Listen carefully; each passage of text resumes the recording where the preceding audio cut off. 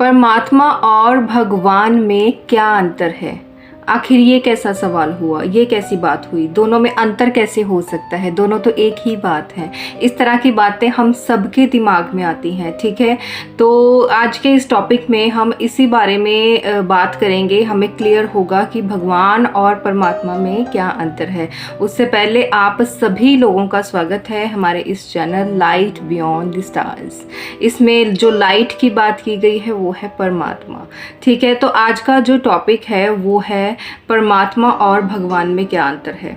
देखो, परमात्मा और भगवान दोनों एक ही सिक्के के दो पहलू हैं। दोनों अलग भी हैं, दोनों एक भी हैं।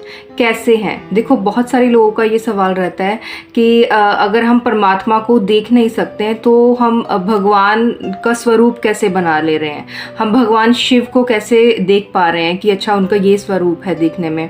हम भगवान कृष्ण को कैसे उनका स्वरूप बना पा रहे हैं कि वो ऐसे दिखते थे, जबकि वो तो भगवान है, भगवान तो दिखाई नहीं देते, है ना। तो देखो, जो परमात्मा है वो हवा की तरह है, जिसे हम सिर्फ महसूस कर सकते हैं लेकिन देख नहीं सकते, जिसे हम परम पिता परमात्मा कहते हैं, जिसे हम ब्रह्म कहते हैं, जिसे हम निरंकार कहते हैं, जिसके बारे में हर जगह वर्णन मिलता है। स्पेशली गुरबानी में भी लिखा हुआ है, रूप न रंग न रेख किछ त्रिगुण ते प्रभ बिन। ना उसका रूप है, ना उसका रंग है, ना वो उसकी कोई आकृति है। इन तीनों गुणों से परे जो है वो है परमात्मा, ठीक है। परमात्मा जो सबसे बड़ी आत्मा है, ठीक है, एक लाइट की फॉर्म में हम उसे जान सकते हैं, एक चेतना जिसे हम कहते हैं, इसे कॉन्शियसनेस कहते हैं। और भगवान क्या है? जैसे परमात्मा हवा की तरह है, देख नहीं सकते, महसूस कर सकते हैं। भगवान क्या है? पानी की तरह, जिसे हम महसूस भी कर सकते हैं, देख भी सकते हैं, छू भी सकते हैं। जैसे भगवान शिव, भगवान कृष्ण, भगवान हरि, आप किसी जो भी भगवान, आप देवी देवता जितने भी हैं वो सारे भगवान हैं। सबके आगे हम भगवान लगाते हैं, है ना। भगवान हनुमान भी बोलते हैं, जिसमें श्रद्धा है वो उसके आगे भगवान लगाते हैं। तो भगवान की आकृति होती है, भगवान का रूप होता है, वो एक देवता होते हैं। और खास बात पता है क्या है? हर देवी देवता, हर भगवान जिनमें आपका बिलीव है, उनके अंदर परमात्मा का ही अंश है। हम सबके अंदर परमात्मा का अंश है। भगवान अलग नहीं है परमात्मा से, बस उनका रूप है और परमात्मा का नहीं है।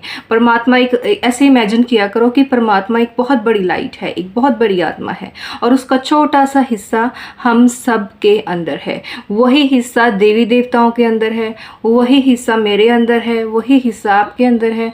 वही आत्मा इस दुनिया की हर सजीव चीज़ के अंदर है, पेड़ पौधों के अंदर, जानवरों के अंदर, पशु पक्षी हो गए, कीड़े मकोड़े हो गए, कोई भी चीज़, जो चीज़ सांस लेती है, जिसे महसूस होता है, जिसे तकलीफ़ होती है, वो सारे परमात्मा के अंश है, ठीक है। मुझे नहीं लगता कोई कन्फ्यूजन रहना चाहिए।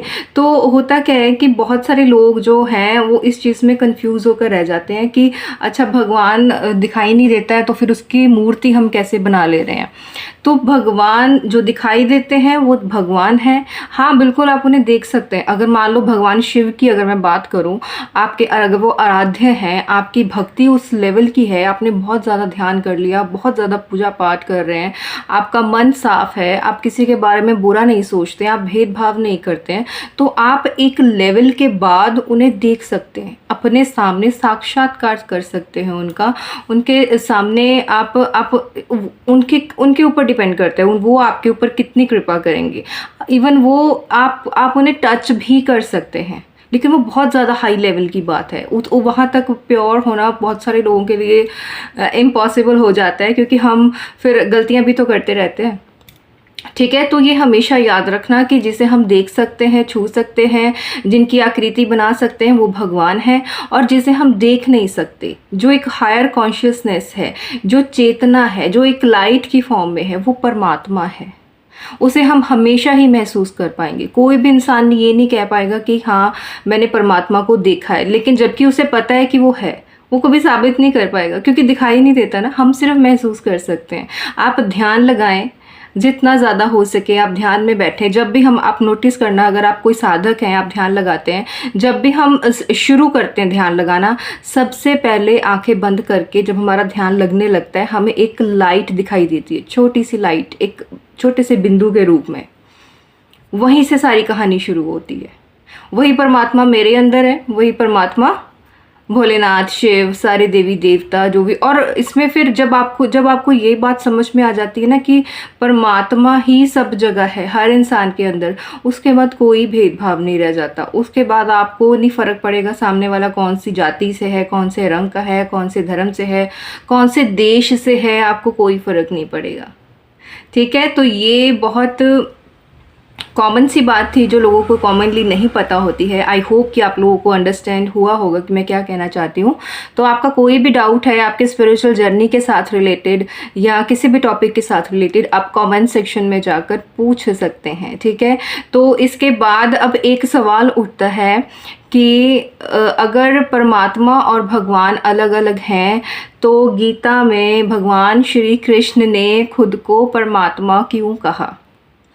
इसके बाद ये सवाल उठता है, तो क्यों कहा भगवान श्री कृष्ण ने खुद को परमात्मा? इसका जवाब जानने के लिए आपको नेक्स्ट वीडियो का इंतज़ार करना होगा।